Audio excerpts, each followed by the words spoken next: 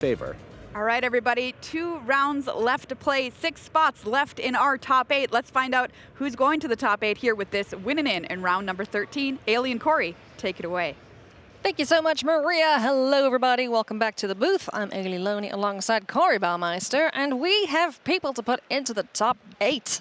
That we do. No messing around this round. We are going to get through as many matches as we possibly can. First up, though, it is going to be this Esper mid-range mirror Kazune Kosaka versus Ken Takahama. Slightly different builds, but let's see which one comes out triumphant here. Both players at 9-3, Corey, so this is the time to get that 10th win. Nothing better than winning in Magic at the highest level. This is really kind of what every Magic player lives for, is these really high pressure moments where it is kind of sink or swim. Now, both these players, if they do lose, they were saying at the desk, they will get another shot, but you don't want to have to put your back up against the wall. No, you don't want to sweat about it. You want to just get that clean 10 wins, not have to worry about any of the other X4s or X31s. You just want to get it done here, right now. And if we don't go to a draw, that will happen for one of these players. So let's get underway. All right, we have a lot of Virtue of Loyalties. Wow. That's the first thing I noticed when we see Kosaka's hand. So we're going to be flashing in a bunch of 2/2s. Oh, yeah. 2/2s, not the best against 2/3s here with Denik, putting a bit of a roadblock. And then Ken's hand looks very good. 2 more lands there, some removal spells, Rafine all lined up for the next turn. So very early advantage to Ken, I would say. Yeah, getting that 2-3 booty down on the battlefield, pretty good indeed. Decent blocker against the 2/2. If we start getting a little bit bigger, though, which Wedding Announcement can do after 3 turns, and also provide extra bodies down on the battlefield here. We can see these Esper mid-range lists become Esper tokens, essentially. Just go wide, get swole, go face. Absolutely. So we see Rafine and targeting Denik here with the attack. So no matter what, Ken has to discard a non-land here, pretty much priced into it. Otherwise, this double block can take down Denik and you'd be trading down. But as it stands now, get in a hit for 3 here. Very nice. 3 life gained as well, which you'll be pretty pleased about with Denik. Pious Apprentice alongside Rafine the Scheming Seer, a redundant copy of Denik in the bin. Just keeping it there for a later stage when you need an apparition, perhaps. Yep, bring it back if you need to, disturb it back into play. I also saw Ow in the hand for Ken. An extremely powerful card if it doesn't get exiled. Yeah. Another card that's kind of fallen out of favor with all the exile effects for sure. in the format. Sunfall, Leyline Binding, stuff like that. But in a matchup where you don't have those very easy ways to exile it, it becomes very scary. Wow. Kazune is going to have an extremely wide board very soon. Extra creatures now down on the board there, courtesy of the second copy of Wedding Announcement. The first copy is going to be flipping next turn, so this is going to get very powerful soon. Yep, absolutely. A couple more Virtues and Make Disappear in hand with 4 mana, so able to double spell next turn. Or if you top deck a land, consider Virtue. And then, that gets really out of hand. As you can stack it the way that you would like to, put the counters on after the Wedding Announcement tokens come into play. Yeah. Edgar Charmed Groom, another card we don't see very often in the hand here for Ken Takahama. But it is a legend. Yep. And, it provides some good sticking power. It's kind of like a 4-mana Wedding Announcement in a way. Yeah.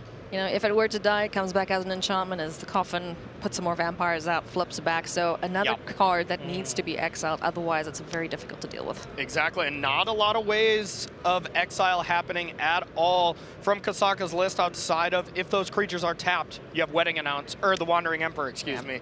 But outside of that, you just have to deal with the creatures straight away. As things stand now, the skies are under control here for Ken Takahama, but this mountain of creatures here that Kazune is amassing, it's going to be bad news really soon. So Ken digging for some answers. Yep. So Kazune could block with the entire team, but it runs a bit of a foul if there is even one removal spell, because you just aim, cut down, add a 2/2, and then you'd lose all the other 3/3s. So I think you have to take it. Yeah, that's way too dangerous. The players understand exactly what could potentially be in the hand, and at this point, sure, you're taking another 3 down to 12, but these mid-range decks can handle going down to very low life totals. Yep, absolutely. So now it'll be interesting to see land number 4 and if we want to go for Edgar or just try to get as many flyers into play and go with Denic Pious Apparition from the flip side to just put 5 power in the air and threaten basically a 2-turn clock. The stronger card would definitely be Edgar, though. So an interesting decision here for Ken. Which way does he go? First things first is Plaza of Heroes. So gonna hold up Iganjo perhaps, also Otawara Soaring City in hand, as well as the cut down. Yeah, really interesting there. Oh, hello. Maybe trying to represent a counterspell in case Virtue would be hitting the battlefield. Ken saying, yeah, maybe that would be way too bad if that resolves. But Wandering Emperor was a great pickup here for Absolutely Kosaka. fantastic. Not finding land number 5 just yet. Yep. But Wandering Emperor, Make Disappear, and the 2 Virtue of Loyalties, like you mentioned. You know, instant speed 2/2s, which are going to be very big once those wedding announcements flip. Did we miss counters on those? If the turn's being passed back? No, this is still in combat, it looks like. Right, so sure, cut down, dealing with the token, 3 damage coming in for Ken, and going to 21. There you go. There we go. Okay. So attacked with everything. That will be 2 cards drawn then. So Ken does have the ability to Otawara something. You can do one of the wedding announcements, but you can't really do it at end step the way you would like to because these triggers still do, you know, go on the stack. But it would eat up all the mana. So main 2. Okay. It's Otawara Soaring City. What do we target here for Ken Takahama? I think Ken's just deciding on wedding announcement on 1 or 2. Bouncing a token feels pretty bad, but even bouncing wedding announcement doesn't feel great, but Kosaka doesn't really want to just play this and then not have mana open for Make Disappear. So now Kosaka has the opportunity to recast wedding announcement or just say go, have wedding announcement, bring in, well, draw you a card, excuse me, and then flip. Yeah. So end step, the 3rd counter goes on there. So that's going to flip into Wedding Festivities. Now the creatures that were 1/1 are 2/2, +1/+1 buff across the board, and a card drawn. It's pretty good hands for both players at the moment. Absolutely. Do we have land number well, we've got Iganjo. Yep, got a Ganjo, and Kosaka drew land number 5. It's the worst land. It's a tap land, but it's trying its best, okay. Ravine and Denic swinging on in. So as it stands right now, Kosaka doesn't have this information, but just playing Wandering Emperor, exiling Denic, with this trigger on the stack, negating the draw would be kind of the best. But I mean, if there was any counter spell from Ken, it would be devastating. And there is 4 Make Disappears in the list that would completely blow out this play. Yeah, it's a great play here from Ken. Just presenting, you know, the possible permission spell in the Make Disappears, and Kazune respecting that. And did discard 1 non-land, so it does get boosted. Some extra life, extra damage coming in, but we will see Ardenvale Fealty creating a 2/2, which is a 3/3, which is a chump blocker. Yeah, it is a looks chump like. blocker. Yeah, get in the way there. So Kosaka really took the safest play here, which definitely was the lowest ceiling type play, and it could come back to bite him. But you know, it was just making sure that Kosaka was not going to take the full retail here of 6 damage. You know, when you have Wandering Emperor in hand alongside Make Disappear, you're so tempted to get to 6 mana, play the Wandering Emperor, and then have counterspell backup for it. And as it stands, Ken didn't go for anything there in fear of Make Disappear, just leaving up just a Ganjo here. That's the real only thing that's able to be presented here, and that will just cost 1.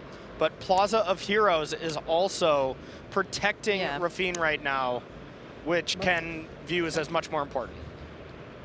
Yeah, Plaza of Heroes certainly an excellent addition or an excellent piece of tech in this Esper Heroes deck, or Esper Legends, or Midrange. Yeah, they can kind of They kind of get smushed together. Yeah, and they really can play any kind of different role. You can transform into Esper Aggro, Esper Control, or Midrange, and that's really the power of it, and the reason why this is the most played deck amongst the competitors. You know, best colors, best cards in the format at the moment. Can't really go wrong playing an Esper Shell of some sort this weekend. 10. Yep, exactly. Yes, yes. Okay. 10 to 22, it looks like. Adjusting that life total. Cards right now, 3, 4, 4. Void Rend. Nice pickup here for Ken. Yep. Uncounterable removal spell.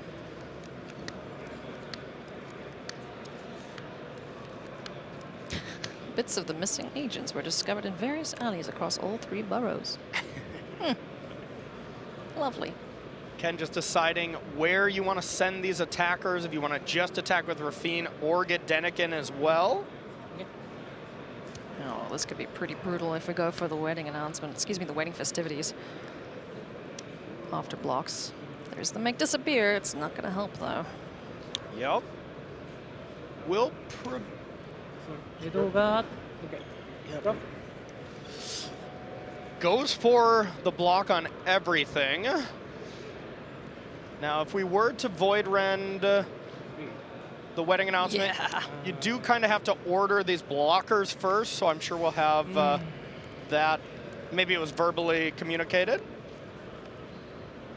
So what's that, a 4/5? Yep, Kill looks the like a 2/2. 4/5. And then 2 of the 1/1s. So 1 remains. Yep. Unless it's stacked this way where it's the 1/1 first, then the 2/2 would live, so that's why it matters. Oh, and here's the Aganjo here. Oh, nice. Okay, so it doesn't matter. Everything is dead now. So this massive potential on board here for... And there we go. And the exile to the Denix. So a lot of layers here. Oh, goodness me. From these players. And when you're holding back, both players were kind of playing coy for the last couple of turns. And eventually the fireworks got to come. And this was definitely the turn. Yeah, that could have been absolutely devastating for Kazune Kosaka. He had so much potential to make a massive board. Could have lost everything there. Yep. But utilizing the Wandering Emperor as well as that was just keeping that alive. Excellently done. Excellent turn there for Kosaka. そうです。2、3. Okay. Press. この方? Okay, and now having the make disappear available as well. This is huge for Kosaka. What a well-navigated game here from Kazuna. Yeah, this is great so far. Just doing exactly what he wants to be doing with his list. An active Planeswalker now alongside these 1/1s and the 2/2. And as soon as he sees the gap too, he's going to start deploying these Virtue of Loyalties. Exactly. Now, Ken did decide to play Edgar instead of Ao to play around Make Disappear a little bit. Make Disappear can still go with Casualty to take care of one of these tokens. And we'll see if Kosaka values that enough.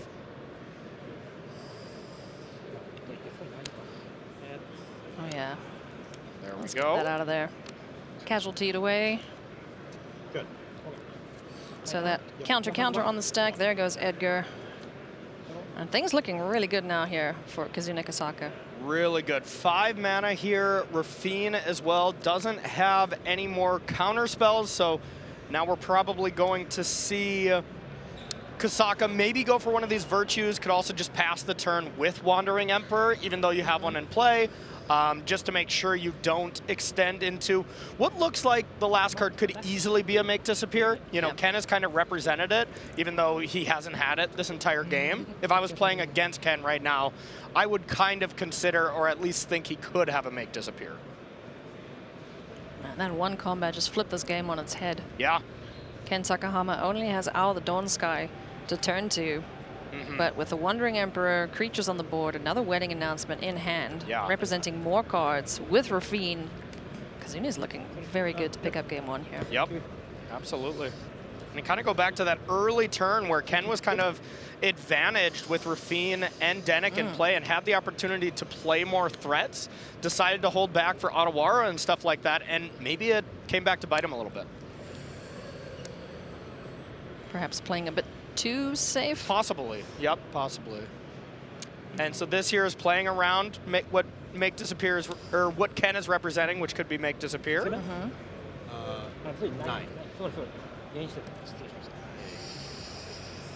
Yeah, there is a card available if we go for the wedding announcement. Yep, and really nothing Ken could have there to cover it. Yeah, Samurai. Thank you.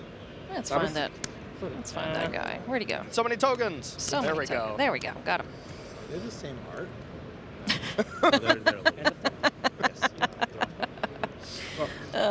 Admiring the art of the different tokens.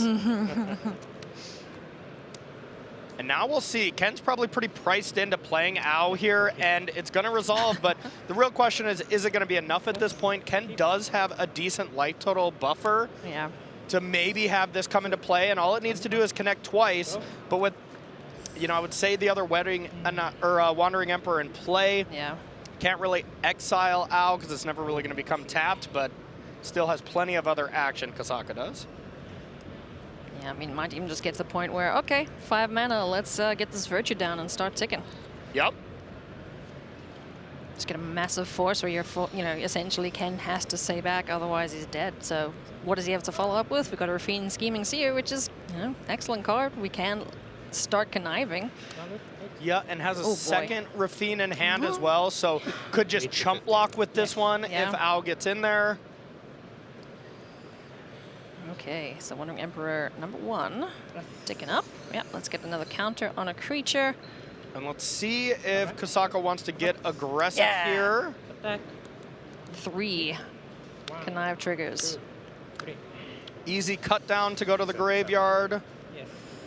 To pump. Now it is 3 power first strike, so you really just need 1 non-land to discard for sure to be able to force through. The other little idiot's probably going to get munched up here by Ow the Dawn Sky. Looks like Kosaka might be going for as close to full retail as possible here with discarding all non-lands. There is only 1 land, so Kosaka's hand is just stocked no matter what. Yeah. But looks like wants to keep land number 3 around to go second main. Wedding Announcement, end step, draw 2 cards. Turns out Pretty drawing powerful. cards is pretty good, huh? Yeah, turns out.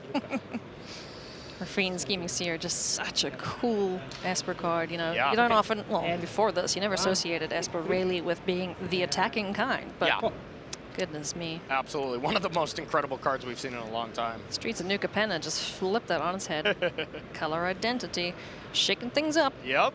That is a massive samurai swinging in here, giving Ken the big think. Yep, so Ken could chump block the giant samurai and try to hit something spicy off the top 7 cards, or you just eat one of these tokens. Take 6, 7? 8. Okay. Down to 8 goes Ken Takahama. And I bet if Kosaka had the choice, would be like, you know what, I'll put 2 creatures into play instead of drawing 2 here, but no choice there, unfortunately, so the world is his oyster. Make disappear and a cut down. Tapped out, though, so now or never for Ken Takahama. What can he do to get back into this matchup? Yep, now something like runner removal spells to clear out the flyers and attack Kosaka for 10. Some avenue to winning this game, but the longer the game goes, the more favored Kosaka is. So Ken would ideally like to win this game next turn, but it is definitely a tall order with a top deck land. Yeah, no, that's... So the one thing that Ken can do right now is disturb back Adenik and play Rafine. So amass 2 creatures by playing that land as well. That is decent. Get in there with an attack. Ow will either take down the Wandering Emperor, Rafine can chump block, or Kosaka goes to 3. Yep. Well, we're going to see Adenik Pious Apparition hit the board, as you mentioned. Awoken from his slumber to come and help out, and Okay, that's a lot of flower, a lot of flying power. A lot of flyers. Yes. Yep. You just shortcut it. It's totally fine. Oh yeah. What is it? Goes for a clue there. I always forget about that part on. Yep, and it is not a May. You know, you saw Kosaka remind Ken because you do it, just have to do it. Yeah.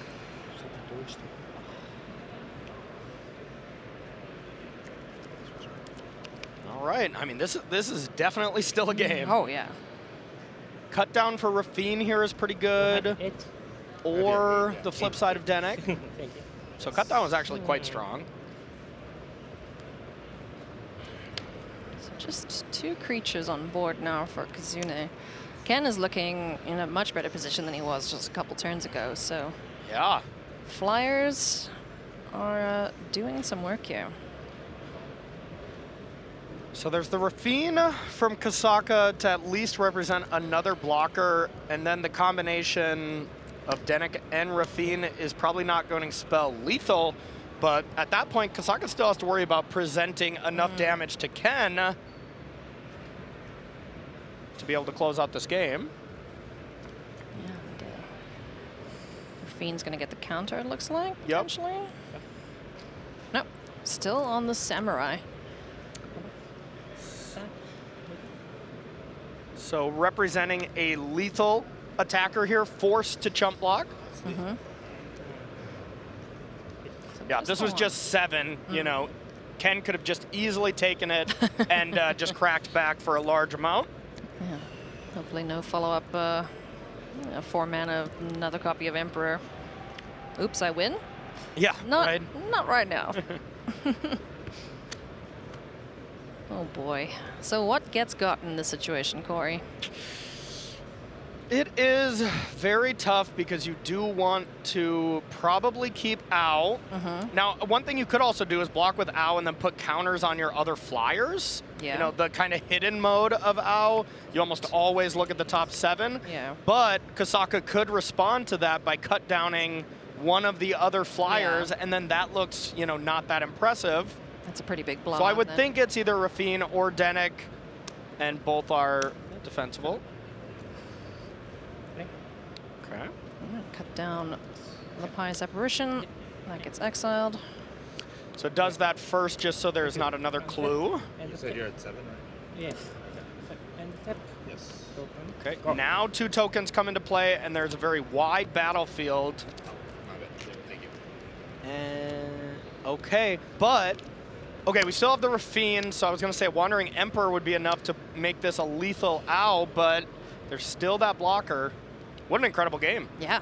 So back and forth between these two players, you know. Kazune didn't really have the power he needed to close out this game before Ken Takahama just put so much power on the battlefield with the Flyers, and now utilizing that clue, so that's going to be a good sign for Kazune that he doesn't have anything useful in hand right now. Exactly, and there is just 2 lands from Ken, both of them being tap lands as well. And for 6?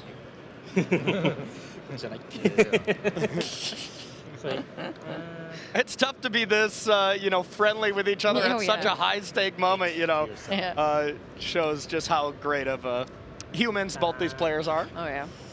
Get drunk. Yeah. Magic the Gathering is a fun game, albeit extremely stressful in situations like this. Exactly. Oh, boy. So Rafine jumps in the way of a massive dragon, Dark Slick Shores, and a Darker Wastes. Just lands in hand, but... Yep, and doesn't look like there's another Denik in the graveyard, so the only thing Ken can do is activate Mirex. And there's another flyer off the top. Another Rafine, another potential 4 cards to look through. But at this point, the block is forced. Owl has to block the large samurai. Yeah. So that's just, no matter what, has to happen. Yeah, 8 power on the samurai, so these other little 1/1s are going to get 6, 7. So all that has to happen now is you attack with everything. You put the Rafine's ability on one of the smaller creatures, anything but the samurai, and you just have to draw 1 spell to discard, and then this should be a lethal attack. We do have the flipped wedding announcement. Yep. So this is 7 power getting through right now, as long as you target something. But Kosaka does not know Ken has a land in hand as well. Yeah. Can you imagine if there's 4 lands off the top here? Yeah, that would be brutal. Lands. 1. Oh, There it is. there we go. Plenty of options here for Kazune Kosaka. Does have to discard 4 cards, though. Yeah. So what's going to remain here? Probably the Wandering Emperor. I mean, either way, that's It lethal, really so- doesn't matter, no matter what. This is going to be game number 1 going to Kosaka. That was a slugfest, huh? Yeah, this was a tough one. Good grief, but excellently navigated by both of these players. They know their decks, they know you know, the mirror match in inverted commas. These decks are slightly different builds, but, you know, essentially they're doing the same thing. Just try and draw cards, present threats, and kill you before you board wipe. Yeah. And Kosaka's had an amazing year, getting to the World Championship off points, and I have been so incredibly impressed watching him game throughout the year. Yeah. He has been, I think, one of the most impressive players to me at these last Pro Tours. Oh, we might see him tomorrow in our top 8 if he manages to pick up another win here against Ken Takahama. Both players are 9-3, so they would love, love, love to get the final win they need to secure their top 8 spot. Okay. Next round, it's not a guarantee. Exactly. You have Yeah, to get the into the 10 scrum and wins fight it is out. this one. This is the round where the 10 wins locks you up. Both players kept their opening hands. Both functional, powerful hands here. We've got Negate, Plaza of Heroes, Sanctum, Virtue of Loyalty, Wandering Emperor, Shieldred, and Make Disappear for Kazune Kosaka. Make Disappear, Wedding Announcement. That's a pretty darn good target. This card has been insane in Standard. Oh, yeah. Absolutely. So Kosaka passing with another counterspell available or a Virtue, and looks like Ken is like, I'm jamming this game. Maybe he was feeling a little bit of the pressure with not jamming and being as aggressive last game, and is like, you know what, not making that choice again. I know. Utilize the advantage of being on the play and develop the board as quick as possible here. Edgar, Charmed Groom on the battlefield, but the Knight off of Ardenvale Fealty is down the board here. So one thing that could happen here that's slightly, you know, a slight blowout is attack with Edgar.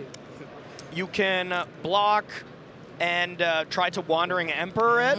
The counterspell is there for Ken, but then Kosaka could untap and then Wandering Emperor again. But was this a block?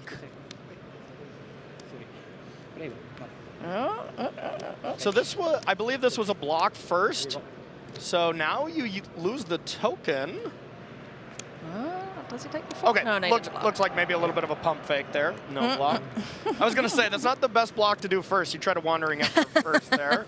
But now Kosaka does have the option to just Wandering Emperor, exile Edgar right now. Yeah, nice. And then the Clean way to answer. And then the counterplay to that is Ken has another Edgar. So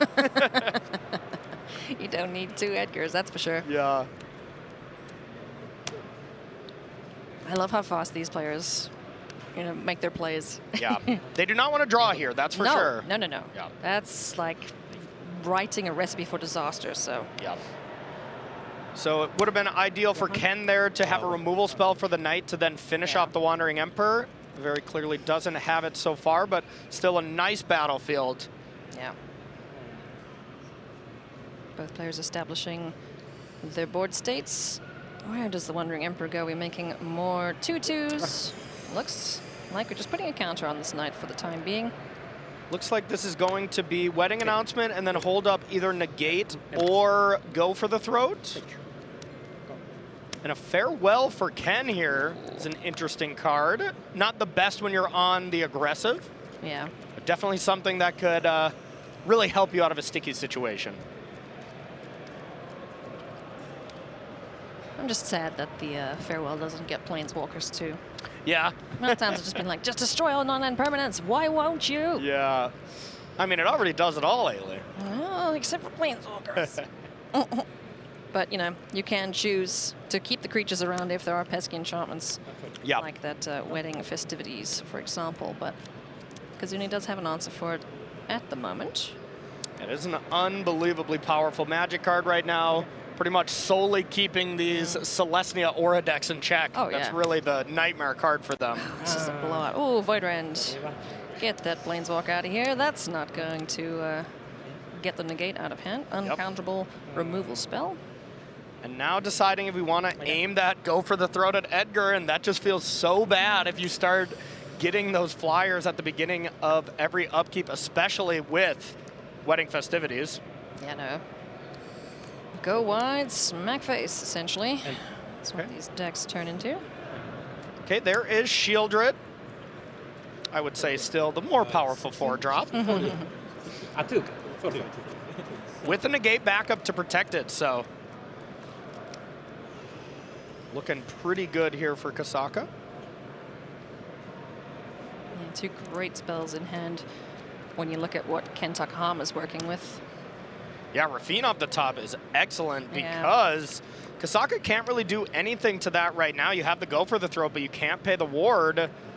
And Negate does not hit it, of course. So if you were to attack with all 4 of these creatures... that's a great look at, an extra couple of cards, for sure. Yeah, like you can, let's say Ken were to play Rafine, can't be countered, attack with all your creatures, draw and discard until you find something like Void Rend and deal with Shield Red where you can't negate that either. I mean, this game could all of a sudden be all but over in favor of Ken. Really, really sweet. Yeah. And there are 3 copies of Void Rend, so that would be the ideal draw there with Rafine hitting the board and these creatures swinging in for, well, we're just going for the 1. Just for 1. Interesting. So no 4 cards. I think maybe a bit of a punk fake considering attacking with these other tokens as well. Okay, just the 1 then. So you are priced into discarding. If you drew a land, you gotta still discard Farewell there. Yeah. That's the 1 price. I guess it is already a 5/5, so I take that back. Yeah, so Shield Red would trade them with Edgar to flip and become Edgar Markov's Coffin and start making those 1/1 life-linking vampires. Yeah. ごめんなさい。 4 blocks. 4 blocks. Sorry. Yeah. Oh, okay. Attempts to go for the throat on Shield Red, and the Negate finds a target. Okay, so that was before blocks, as we heard playfully there. But now we'll see if Kosaka even wanted to block with that Shield Red, and I'm kind of thinking probably not. It's kind of just like, oh, hey, yeah, that's a good block. You should do that. Yeah. I love that both players can find some humor in such a stressful situation. Yeah, I think I'm more stressed than the players Oh, here. yeah, for sure. We don't have anything riding on this. Yeah, there you go. All right, and Virtue here. Nice. Okay. So now you can stack it in such a way that you get the token first, and then Virtue trigger goes on the stack, plus the wedding announcement. Should flip here since it is on the 3rd. Flippity flop. Whoop, whoop, whoop. All the tokens get a lovely buff. So yeah, again, just gumming up the battlefield here with these creatures. Rafine, the only flyer at the moment. 13. Yep. And there is, Could be the advantage. yep, and Fairy Mastermind off the top for Ken. Lovely. A nice, interesting thing about this, quote-unquote mirror match is Kosaka's not playing any Fairy Yeah. Mastermind. It's and the only Esper mid-range deck without him in oh, main wow. deck. Yeah. Wow. It is a phenomenal Magic card, that's for sure. But at times, can be outclassed. I love the combination of Fairy Mastermind with a Shield Red out. Yes. Just forcing your opponent to draw. Oops, you're dead. Stop hitting yourself kind of thing, huh? Essentially, yes. Oh boy. Here goes Rafine, Scheming Seer, the lone attacker that can get through at the moment. Just ditching a land. Fairy Mastermind still in hand. 2, yes. So, yep, Drew. 11. Yep. Takes the damage from the Shield Red. This is looking quite bad for Ken here. Oh boy. This Virtue really has no end in sight, and with that Farewell gone, that was Yeah. kind of the answer to this. So, Needed it, yeah. yeah. I mean, even if Farewell came down for Ken, all of a sudden you're starting over, where Kosaka gets to play the first thing. Yeah. And that's still pretty brutal Very for much on the Ken. back So, step, yeah. So Fairy Mastermind's going to hit the board. There is a Make Disappear available along with the Go for the Throat. So plenty of answers here for Kazune Kosaka at the moment, but the advantage is still very much with him. yeah, and one play that Kosaka has available right now is if that Fairy Mastermind gets activated, Ken's hope is Ken would get to draw 2, Kosaka would draw 1, but with the trigger on the stack, you can just go for the Throat it, and then each player just draw 1. Nice. Yeah. Looks like this is just to end step. Yeah. huh? End step, make the board big. There is also the Restless Fortress down there, which can help accelerate things here for Kazune Kosaka. And at the moment, it is looking like it is his game. Could this be the next player in the top 8, Corey? Definitely would be a rightful, deserving top 8 yeah. competitor. He's played excellently, like you mentioned, qualifying on points. So he's had a phenomenal 2022-2023 season. Yeah. And making the most of his opportunity here, the biggest stage of them all. And it goes to activate it, and here is that play of Go for the Throat at first. 2 games. Nice. And drain and gain. Yep. Good my turn. Okay. Shieldred's such a rude magic card. So very, very powerful. Okay, there is Ow there, but... And there is land 7, so you can play it, and Kosaka is under the big problem of has to sack one creature to deal with this powerful 5-drop, which isn't really a problem. Yeah, no, I'm pretty sure at this point, you know, Kazune Kosaka just needs to start turning things sideways, and, well, the ones that don't have vigilance, of course. Or even just sit there and let Shieldred do the job here for him. Yeah, and looks like Ow was even just discarded here. And I want to say, maybe that was Ow number 2. That easily could be. Cycling. Okay. Cycling Rafine's tower, drawing again, and that is going to do it. So Ken Takahama taken down by Kazune Kosaka cleanly into our top 8, Corey. Yeah, really impressive stuff. You know, he's just been playing some great Magic. The Virtues looked really strong that in both of those games. And yeah, huge congratulations to Kosaka. Oh, great feeling, great play by Kazune Kosaka. We've got more players to put into the top 8 potentially, so we are going to hear from Maria and Mani about our next matchup coming right up. We've got a great match for you coming up, everybody. Ely Kassis versus Anthony Lee. Ely is on his unique build of domain control, taking the shell from domain wrap and putting more controlling elements with removal, as well as a lot of threats in here. And Chromehost Sea Shark, Herd Migration, and Virtual Persistence really give this deck a punch in the late game. On the other side, we see Anthony Lee's Golgari mid-range deck. Very efficient, cheap creatures like Mosswood Dreadnought and Glissa go along Shieldred, and a ton of removal trying to grind out the game, but is having a very hard time against a card like Up the Beanstalk. That's Ely Kassis versus Anthony Lee coming up after the break.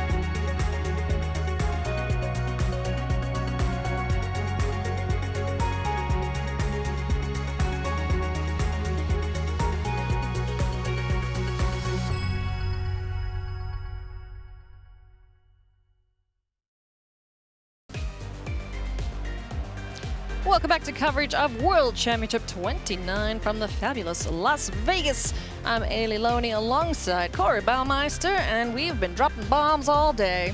Yeah, Said you'd retire that catchphrase. I'm bringing it back. So thank you, I appreciate it. You're welcome. We have more people to put into the top 8, but this next match is going to be a little bit different. This is not a win and in. Both players are at 8-3-1. It's Ely Kassis, Mr. 6-0 Limited, up against Anthony Lee, our overnight leader, also at 8-3-1. Golgari midrange versus domain control. Corey, game number 1. What are you predicting here, friend? Yeah, let's check it out. So normally I would predict that Domain has the advantage, but Kassis' list is so different. For better or for worse, we are still kind of determining that, but Ely's record would determine that maybe it is not the better Domain list, as he is, you know, the only losses and draws have been from Constructed with that 6-0 Unlimited. So we'll see on this one. So Anthony Lee on a mulligan, 6 cards. Yep. In the opening hands, both players just getting their mana bases established here. So what's going to happen at the end of this matchup then, as we see Liliana hit the board, is the player who wins here is not in for sure. They have to win one more, and they would be in a better position than the 10 and 4 players. Exactly. With that draw, you know, they'd be looking very, very good if they win the last 2, but it's not guaranteed. The one thing we can guarantee you is if you lose here, you are not making it into the top 8. Outside of some really, you know, ridiculous extraordinary scenarios. Situation next where the player wins. So yeah, we will see. We're not going to call it an elimination match, but let's just put it in inverted commas here. There we go. For whoever is not the victor in this matchup. So Liliana ticking up, forcing a discard for both players. Yeah, and Anthony came in as the leader for day 1. Had a bit of a rough day today, but, you know, when 66% of your losses are to Reed Duke, you can't really feel that bad, you know, so a little unfortunate there, picking up a loss in Limited and Constructed. Yeah, that's up against the Domain ramp deck in the hands of Reed Duke. So, you know, Domain might be the big bad for the Golgari midrange deck. You know, it's not a whole lot of interaction for the list. No counter spells to rely on, as other lists do, the Esper midrange and the other Domain decks. Yeah, and it was close, though. It was a very close match. Oh, yeah. So. Hey, Shieldred, what's up? She's back again. Exactly. He's what I was back. thinking. Keely was saying, I called that, but I don't have a way to beat it. Yeah. So Shieldred's going to get Nuggin here on Kassis. Yep, there 2 is life lost. Leyline Binding, a ton of lands. Some of them were utility lands and Herd Migration, it looks like. So a relatively uninspiring hand here from Kassis. Yeah. Not looking super hot at the moment up against Shieldred and an active Liliana. Yeah, and the Liliana getting closer to 6. There's really no, you know, end in sight for the Liliana. As it stands right now, Ely will have to choose between dealing with Liliana so the ultimate doesn't happen, or deal with Shieldred that is, you know, potentially killing him faster. Oh boy. Or enters problem 3 to the battlefield. At what point does Kassis go, okay, fine, let's just go to game number 2? Yeah. Good grief. Because here's the thing, this looks like in response. To the Nissa?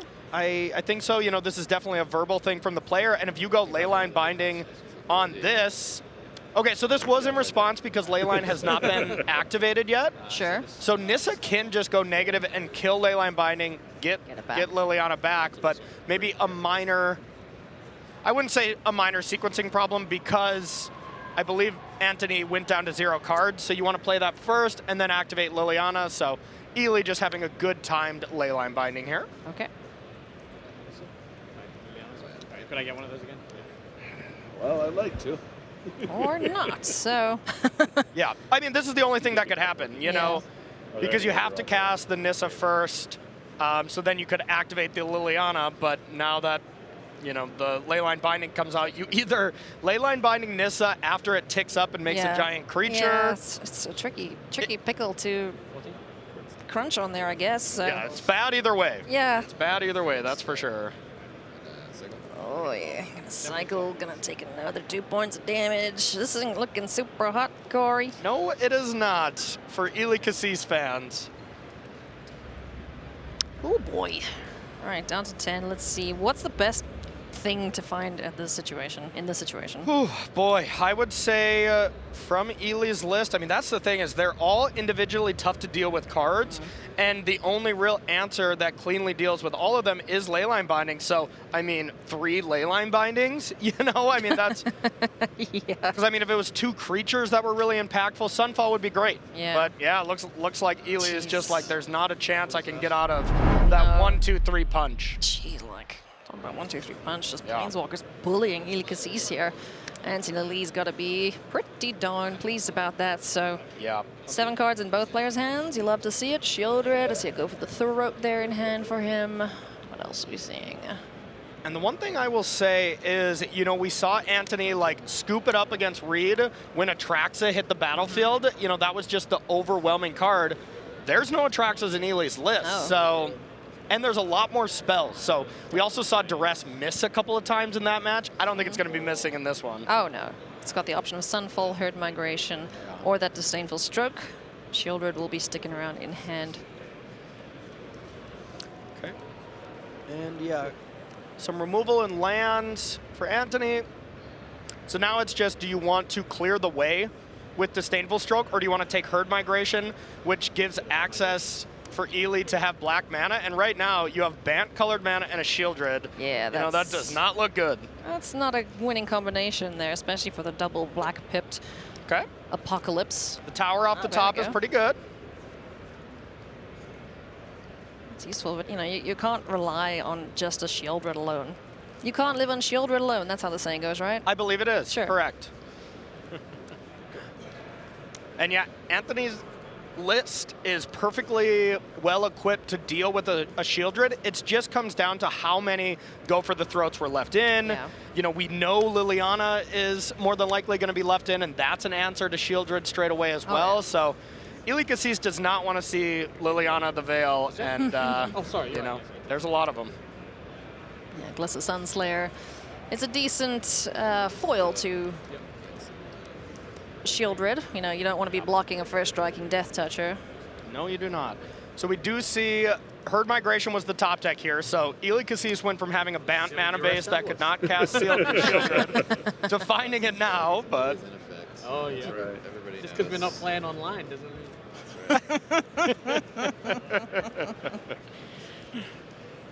Oh, man.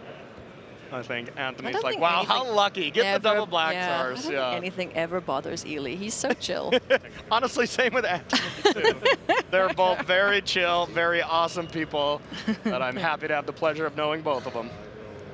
Shieldred hits the board.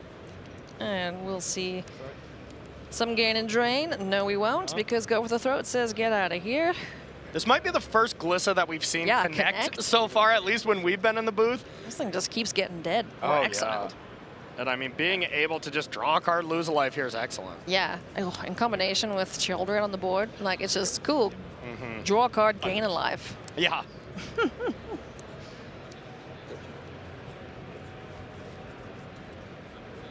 Still not looking super hot for Ely at the moment. No, Glissa it really going. is not. Couple of creature lands for Anthony to call in. And you need some reinforcements. And I believe we still saw a Shieldred here from Anthony. Ooh, Iganjo. There we go. That's a nice answer bad. for it. And that's an ability, not a spell, so even if there were a counter, which there's not because it's Golgari, it's a great way to answer an attacking threat. And Anthony does know about this Disdainful Stroke that's more than likely to occur if Shieldred's fired off. So decides to play around it by playing a 3-drop here. Looks like Phyrexian Arena there. Love it. More cards. Ely's been playing Magic so long, I guarantee he played when that card was originally printed. Probably. We were Oh, chatting for about, sure. you know, the beginnings of Magic and beta this and alpha that, and I'm just like, I hope you still have those cards or sold them for a very good price. Yeah.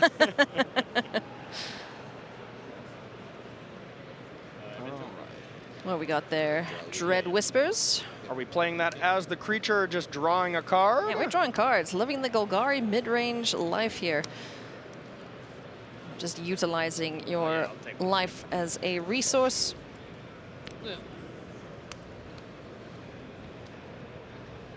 And yeah, this is going to be tough to deal with. You got to get Phyrexian Arena off the battlefield.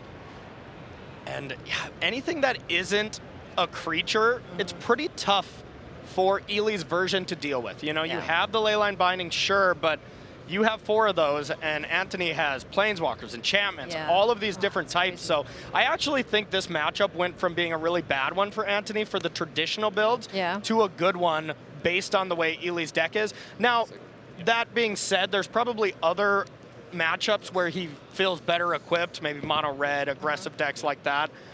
Just maybe Golgari wasn't necessarily the main focus type thing. Yeah, that is certainly a possibility. Not expecting too much Golgari or, you know, a couple of the outliers that we've seen this weekend, the Cauldron decks, for example. You can't have an answer for everything. You just got to be as best prepared as you can and, you know, get your edges where you can. Absolutely. So still has that disdainful stroke, and I love how Anthony is playing this. You know, you get the Liliana down and keep taxing Ely's mana by saying, you got to keep leaving up 2 mana just in case I play Shieldred. And in the meantime, Anthony's doing everything but casting Shieldred. So extremely well navigated so far from him. Oh, a Leyline Binding in hand now for Ely alongside that disdainful stroke. I believe I saw a forest there, so we're going to fire off the Leyline Binding to take care of the Phyrexian Arena, so no extra card for Anthony. His draw step. And that's brutal because, like, you want to take Liliana as well, but the value that Arena is going to provide is going to be too much. But now you tick up with Liliana, and what does Ely do? Every single turn, leave a card in hand so he can hold up Disdainful Stroke? Like... Yep. I'm just going to cast Andrea Mengucci. So now Anthony knows it's Disdainful Stroke. So if all he has is a 4-drop, it's time to get busy with this cottage. Oh, yeah. Double cottages and the Mishra's Factory, Mishra's Foundry. Yep. Okay, here it is. Just keep attacking with that. Whee! Can play the Dread Knight as well. Like, that's 4 points of damage, making food, exiling things. Yep, this looks like Ely Kassis will not be running back his 2nd place finish to Nathan Stoyer here and leaving Anthony a chance to win the next round and more than likely lock it up. It's a curious spot. Master Dread Knight joins the fray here.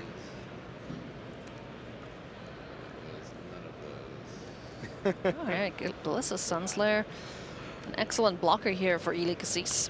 Yeah, not with Liliana, though, that's for sure. No, Lily is a little mad and no land to activate either as a creature. So now Anthony has the great joy of saying, do I want you to discard your Disdainful Stroke and I'll play Shieldred, or kill your Glissa for free? Either or are great plays. Oh, yeah. Well, there goes the Disdainful Stroke. So hellbent is Ely Kassis with the Glissa Sunslayer to block the Master Dread Knight. And, you know, Anthony's not probably too mad about losing that if he wants more cards. Yep, exactly. That is a perfectly strong chump blocker, that's for sure. What's up, Shieldred? And you can block with the Foundry as well if you want. So Ely on the draw, gonna take 2 points of damage. 2 life lost here to the Shieldred. And at this point, I don't even know what the best draw is. I think step 1, it has to be deal with Liliana, because the ultimate will be far too devastating. Yeah. Yep, so it is in the graveyard, but it says you can cast the one side, of course. Okay, I mean, that's what it had to be. Excellent. Okay, so finds Leyline Binding and gonna get rid of the Shieldred. Okay, Ely's saying... Okay, I haven't decided yet. I was gonna say, Ely's saying it's okay if I lose 3 or 4 lands. Alrighty, so no potential ultimate there from Liliana. So I'm going to sacrifice food. Go up to 18 for Anthony. And then 20 with the draw step, they were saying. Yep.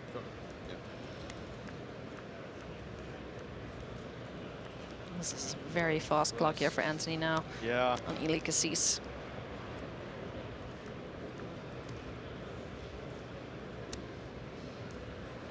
Alright, so I'll go to 21. Yep, lose 1, gain 2 with Shieldred. Nice. Now it's on an adventure and can be replayed. What a great card. Master Dread Knight is so cool. Yeah, it left the Andrea Mengucci mode and then went to an adventure. Of course, Anthony's very good friend, Andrea Mengucci. We used to be on Team MTG Bent Card back in the day together. Oh. Yeah. Shieldred's getting in. Arena again. As well as another Glissa. This has just got to be far too much here for Ely to come back from. Looks Down like to it. 8. These Glissas can bounce off each other, but then Arena drawing you an extra card. Yeah. Shieldred gaining you just the like life. glug, glug, glug. Yeah. any of these pay 1 draw cards are just so much better with Shieldred the Apocalypse out. Kassis looking. Is there anything he can do? Obstinate Baloth on the board now alongside Glissa. Still, though, can't even trade with. Yeah.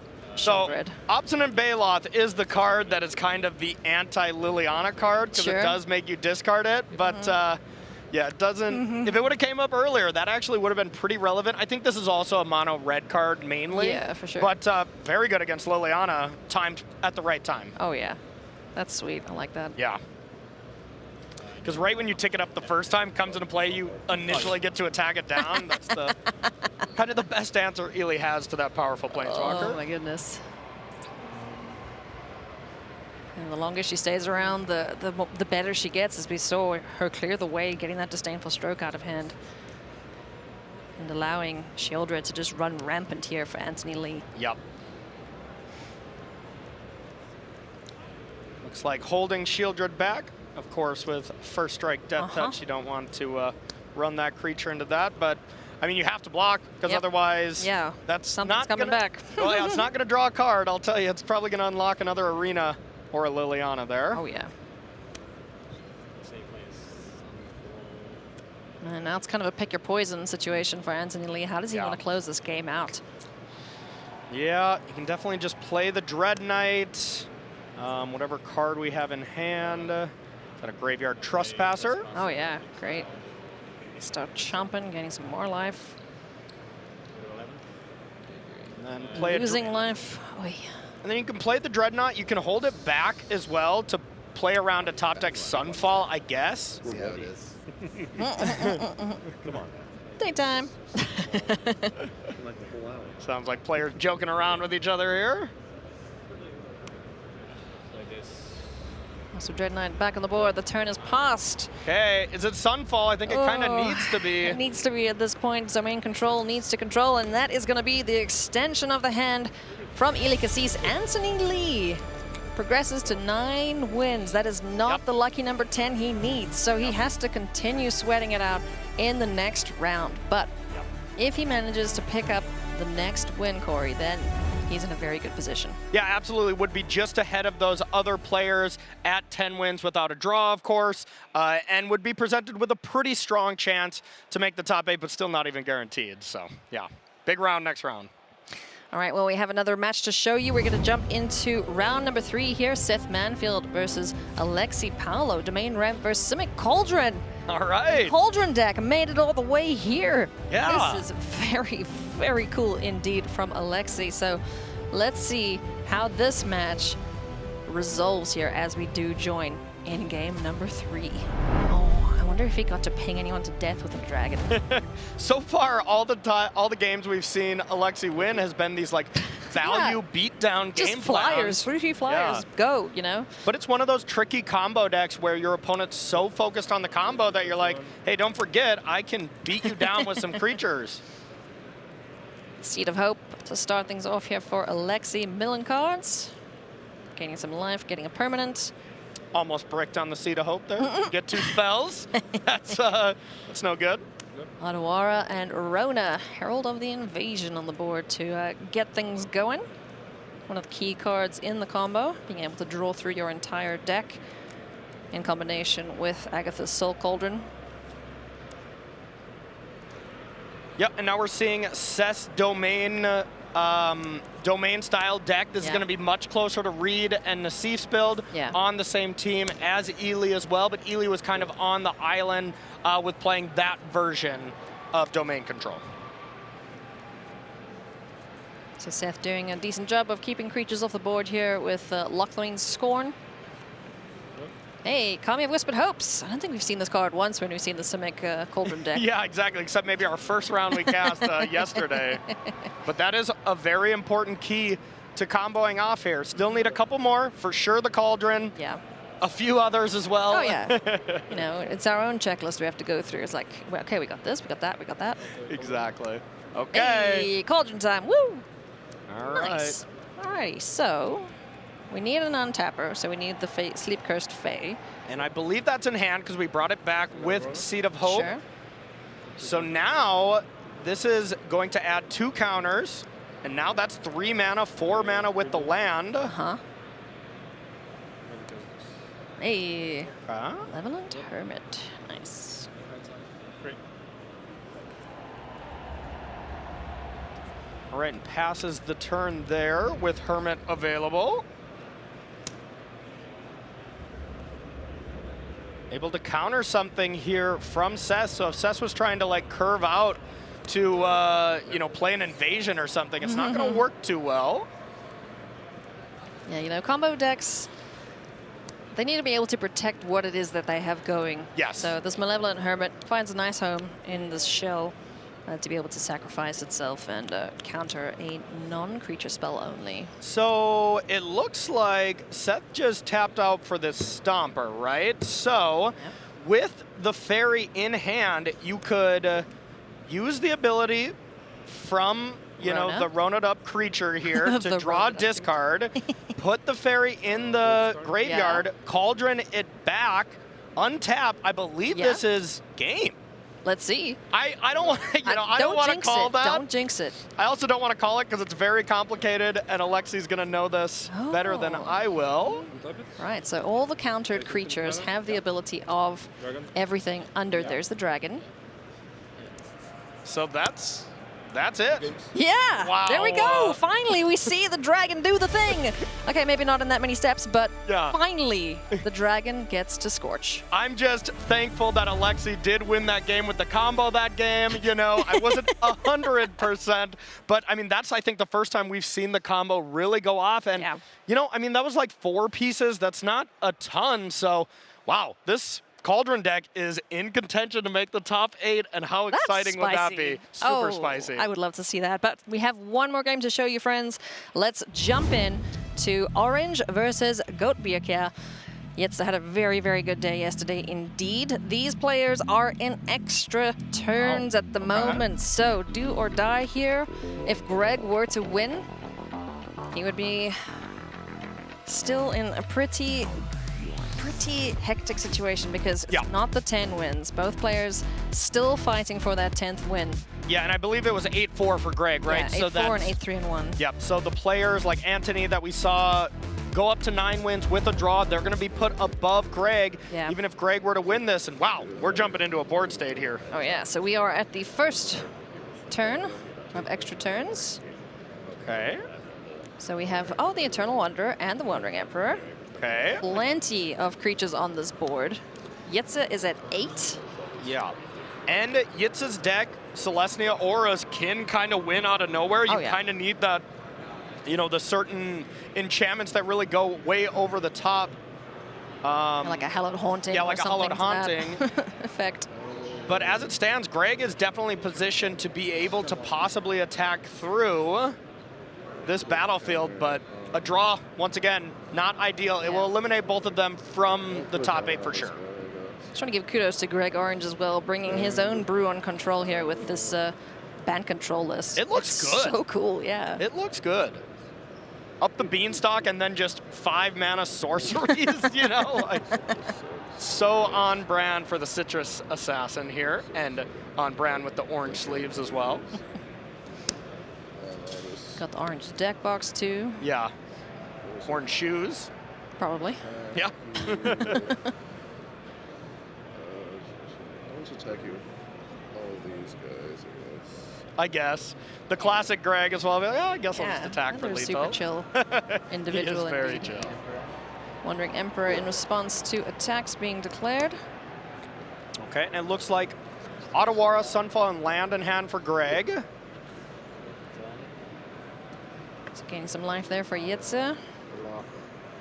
Softening the blow a little bit, and the poor good girls are going to have to jump in the way here of these creatures. Yeah, and this is not a good sign for Jitse. And again, another really sweet build, doing so well on day 2 of the World Championship.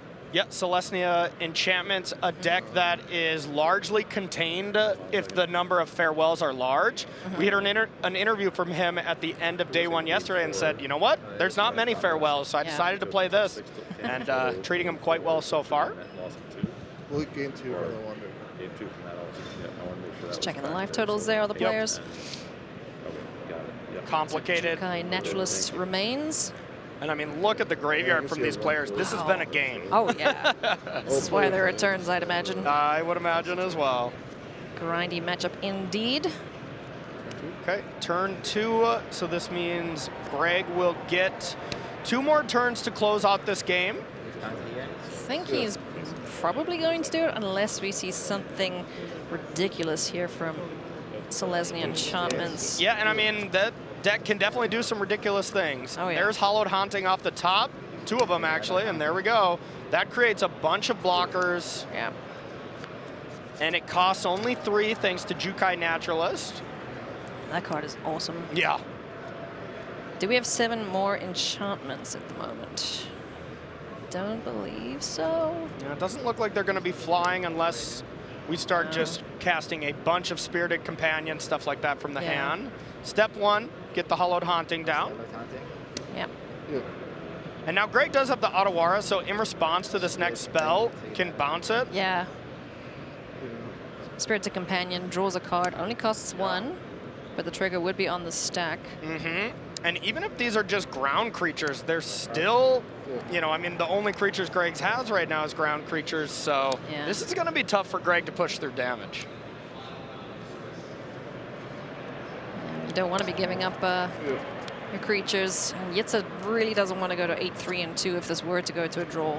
Yeah, absolutely not. Neither of them do, but at this stage of the game, maybe even if you don't make top 8, you know, making top 16 at the World Championship, something you can definitely hold your head high for either of these players, whether you're an established pro like Greg or an up-and-comer like Jitse. No easy feat, that's for sure. Yep. In a field of 105 excellent players. Yeah. And, you know, bringing a rogue deck. In essence, not bringing one of the safe options, if we can call it that, in the most played color pairs in Esper. Yeah, definitely a deck we saw, you know, a couple Pro Tours ago, and it's kind of been around, but I would totally agree with you. It feels much more like a rogue deck for this event, as there was maybe 2-3 players that played it. Same with Bant, you know, I mean, that's definitely a rogue deck. Oh, yeah. Greg never fails to bring us something spicy. Oh, you know yeah, it's going to have some counter spells, though, so. Oh, for sure. Lots of counter spells in his list, you know. He's playing Broker's Charm, too. He's playing the Horned Lochwhale, so. Yep. Some spicy inclusions there. Yeah, he played a blue-white control deck, splashing green-red for Omnath and Barcelona as well, you know. Why Greg not? definitely stays on brand. Oh, yeah. I guess I'll make another night. Okay, another Might there with a Mirex buried in those lands. So move to untaps now for Greg. Turn 3 of extra turns. All right, so 4 life. So 1, 2, 3, 4, 5. If you can bounce the Jukai Naturalist, that's 4 blockers. I think Greg's got it if you bounce the Naturalist and there's nothing else. Yeah, if he's got the Horned Lochwhale, he can. Oh, that's only attacking creatures. Yeah, unless there's like Iganjo. He's got Otawara, Soaring City. Yeah. Could call on. Well, yeah, Greg has Otawara in hand. Yeah, yeah. That's a fact, yeah. Let's lay down arms. He's playing 4 of. It's like Up the Beanstalk was top deck, so we'll see what we can find off that. Yep. What do we got there? But if there is, and I guess the Eternal Wanderer can get rid of a token as well. Minus this to Eternal Wanderer doesn't see too much play. No, it really doesn't. But we can exile target creature or enchantment, or excuse me, artifact. I'll keep the, try to keep this one and this one. Interesting. Ultimating essentially. Nice. Ultimating the Eternal Wanderer. So for each player, choose a creature that player controls and sacrifice the rest. So. Okay. Beautiful. Ooh, I did get a glimpse. I did see an Iganjo. So if Greg went for that line that I kind of suggested right away, maybe that was not going to work. And, you know, that could have led to a, you know, a crackback that could have been lethal. So. Bounce this one. Yeah, Otawara, bounce that. That's no longer in play. Attack you for 4. In for 3, Iganjo takes care of that. Okay. Good grief. Jitse is hanging on for dear life here up against Greg Orange. Yeah, make a knight, but at this point, now it's looking pretty unlikely that Jitse's not going to play enough blockers to be able to prevent losing the game. Now I think Jitse's just going for the draw at this point. This is turn 4 of extra turns if you're just joining us. Yep. So no haste from the Selesnya deck, so this will either be Greg picking up the W or a draw for these players. Let's see where Jitse goes from here. 2 sagas taken away there. Flashback right. Flashing back Rites of Harmony. Okay. Looking to draw some cards. Very good combo with these Hallowed Hauntings. And it looks like this was at draw step with these other triggers on the stack. And now I believe that's another Teachings in hand. So the cute thing that you get to do now is play Teachings. When you cast it, Hallowed Haunting puts a creature into play, draw a card. Yeah. When Teachings comes into play, draw a card. Teachings makes the token. When that comes into play, draw a card. That's very cool indeed. Sweet, sweet card. Yeah, Up the Beanstalk only draws 1 card. Yeah, Teachings, draws 3. 3. So that's just math. Obviously the best card. Chikai Naturalist and Enchantment. Yeah, coming in and of from itself. Chapter 2 of Restoration of Aganjo. I'm gonna make another knight. Or excuse me, another samurai. Yeah. How many cards are left in that deck for Jitse? This game's been going on a it's while. like so 5, it's right? Like 5, yeah. Jeez. Ooh, that is a skinny, skinny library. It's 8. Okay. Ooh. There's Generous Visitor, Virtue. Yeah, Virtue's far too slow, but Yep. you know, gonna go for it. Another token, draw a card. Oh, yeah. I mean, you did a good job of restocking this battlefield. Yeah, absolutely. And I think if this game, you know, could go on a couple more turns, Yeah. Jitse could have a very real chance of winning next turn.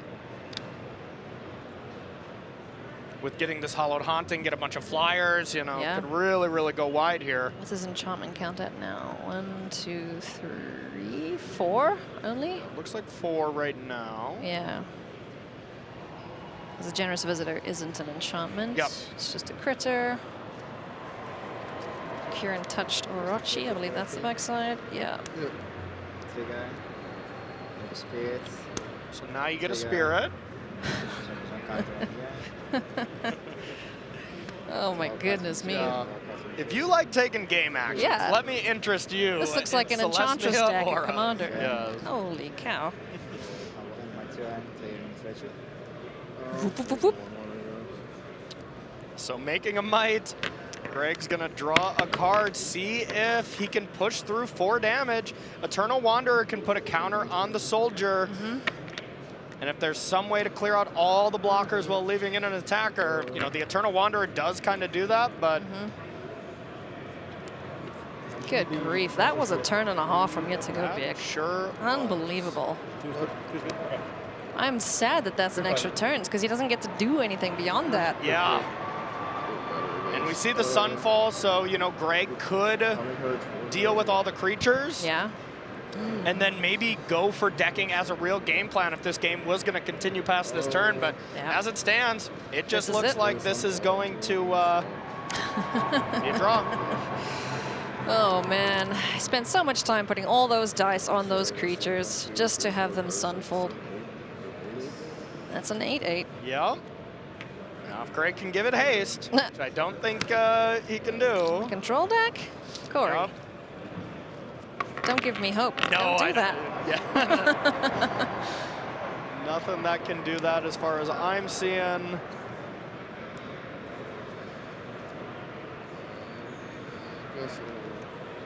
Take your time. Okay, just going through the motions. Yep, Seiju taking care of that, so Goutbeek gets to go and fetch. Doesn't- Land. fails to find. Goodness me. Like, I have enough Oh, yeah. land, thank you very After much. Sunfall, if this game were to continue, then you know, Greg would pick up the W, This but is the last it turn. is at turns. You Let's pass listen the in. turn. Yeah. Yeah, so that's the last turn. As a reminder, you're not allowed to look at use the tops of your decks or anything. But as it stands, this would be reported as a draw unless you tell me it's going to be something else. Okay.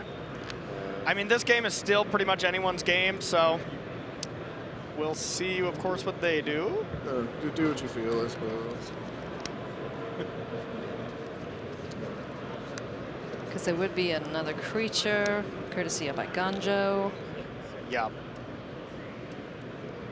Yeah, and it's not like if Greg had 8 cards and a bunch of more Wrath effects, maybe this would be a closer conversation. But Yeah. as it stands, I don't see a clear winner. You know, no matter what, I think Greg is advantaged, but Yeah. you never know. As I understand it, Greg is going to win the match 2-1. Oh. Right. All right. Thank you very much. Okay, so a concession there from Jitse, giving Greg the win. So at 9-4 as it stands. Yeah, yeah, absolutely. So nice sportsman-like move there to give one of them a chance to make it to the elimination rounds tomorrow instead of kind of eliminating each player there. So Yeah. yeah, All right. impressive stuff there. Awesome stuff from Jitse there.